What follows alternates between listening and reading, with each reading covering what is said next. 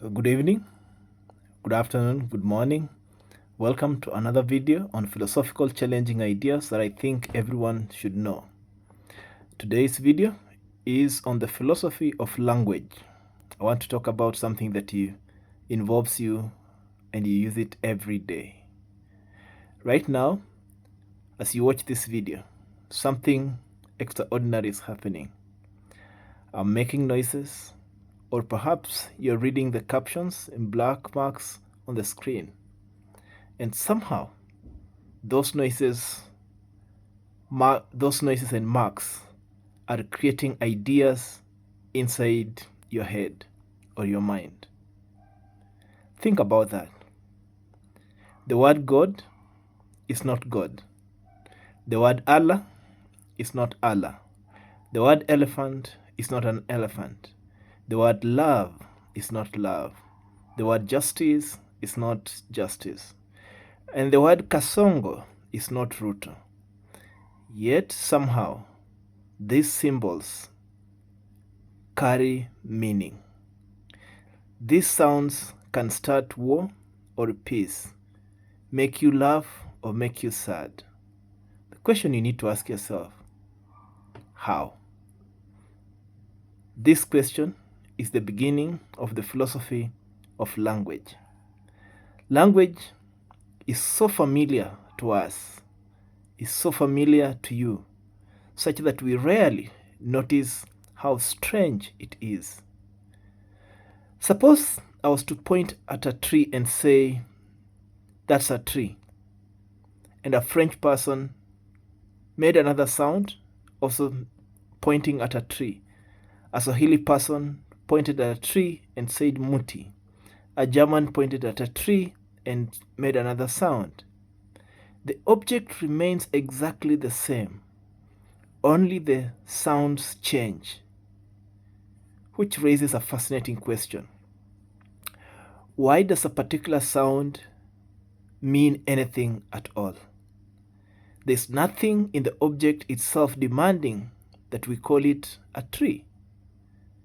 So in that sense, language seems partly invented or partly discovered. This puzzle has fascinated philosophers for a while, for thousands of years.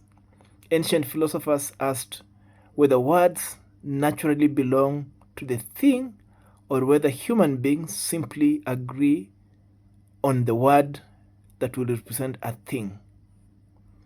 Modern philosophers have pushed back on the question, and they ask, what exactly is meaning?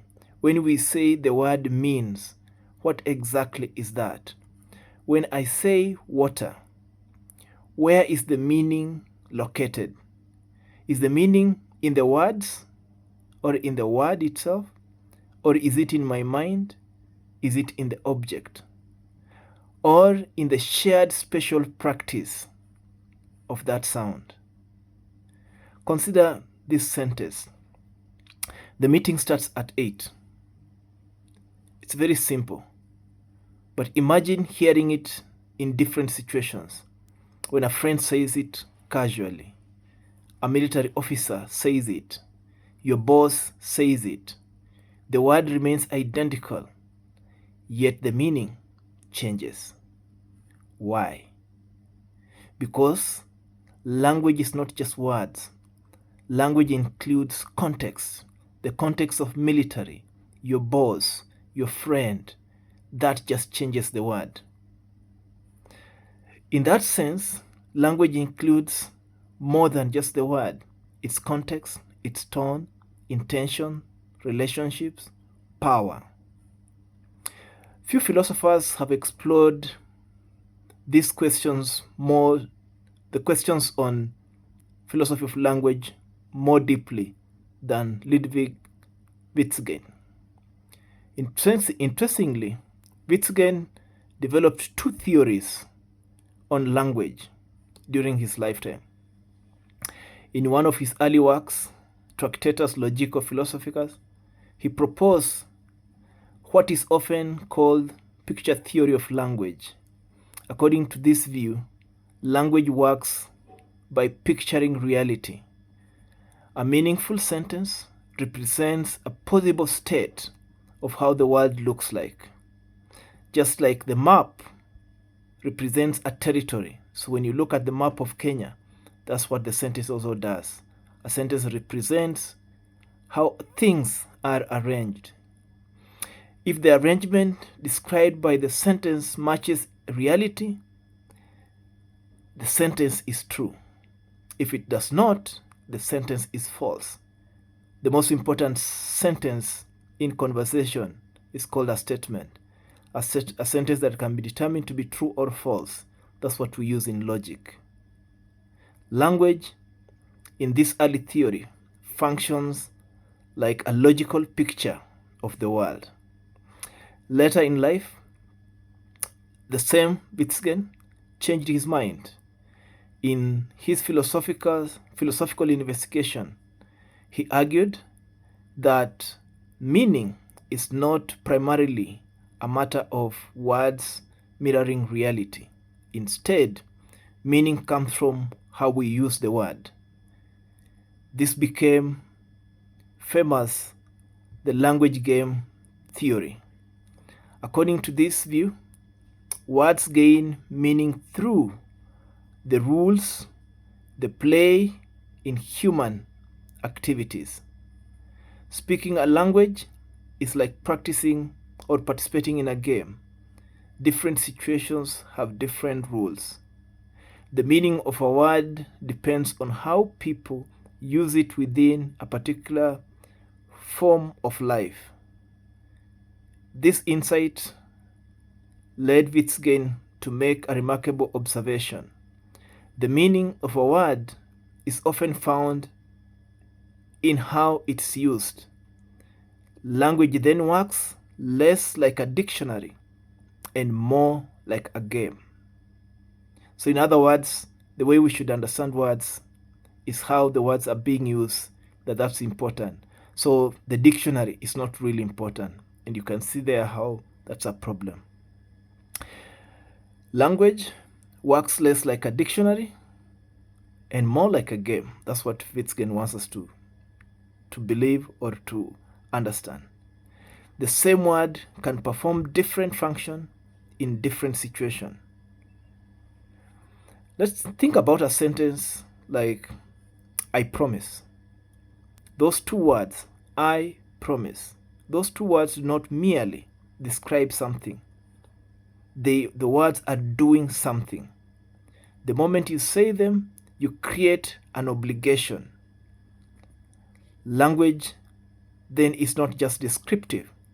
Language now is performative. It can create marriage. It can get you bad leaders. The language can sign contracts. Words can sentence a criminal. Words can start a revolution. Words can also end friendship. In that sense, you see how now language becomes very effective. Language can also build nations. That's why language really matters in politics. Consider the difference between these phrases: freedom fighter, terrorist, tax relief, tax cut. When you think about those words, what comes to your mind? Generally, they should represent one and the same thing, but how they are used really changes. I hope you notice what happens there. The facts may remain similar, but the language changes how people think about those facts.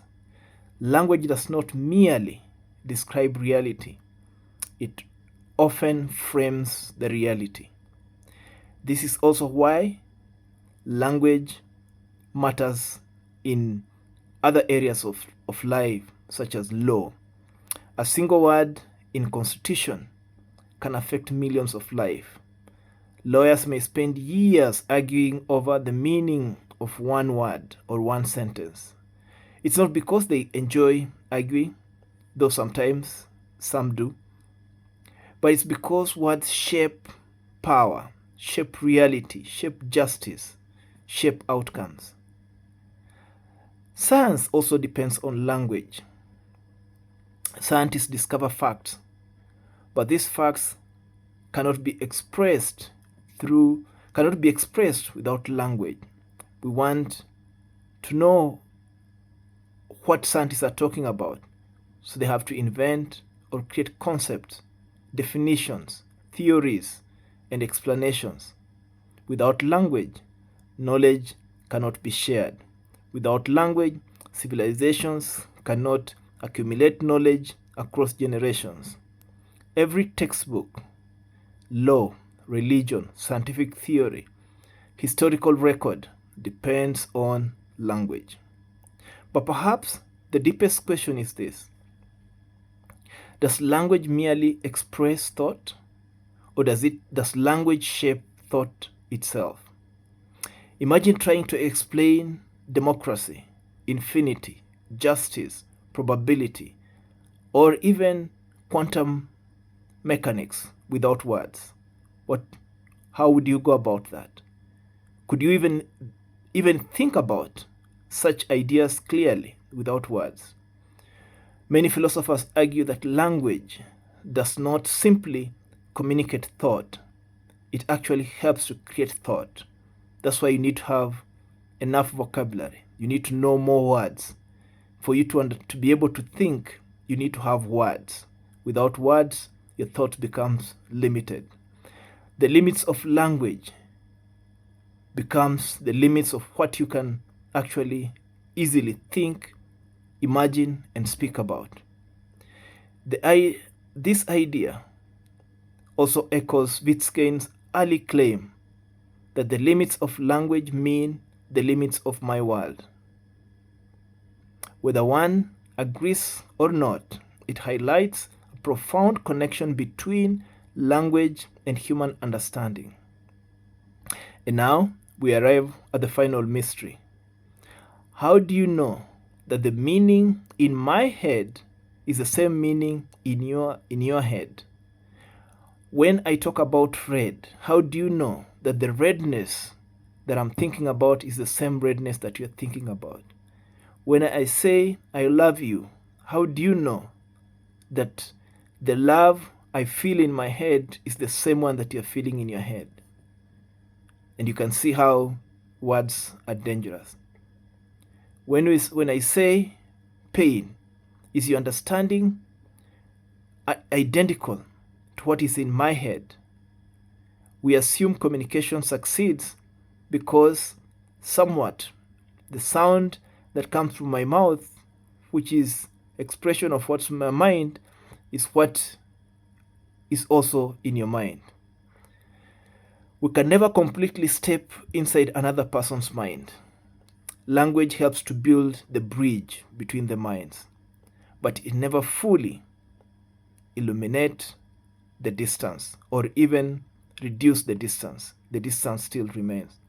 This is why the philosophy of language remains one of the most important branch of philosophy, because every argument, every scientific theory, every law, every religion, every friendship, every political movement, and every act of teaching depends on language. And philosophers of language asks deceptively simple question: how do mere sounds and symbols come to mean anything at all? And once you begin thinking about such question, ordinary conversations never looks quite the same again. So the next time someone speaks to you, just remember, human civilization is built upon astonishing miracle. We make noise and somehow meaning appears. I hope you've enjoyed another of my videos on philosophical challenging ideas that I think everyone should know.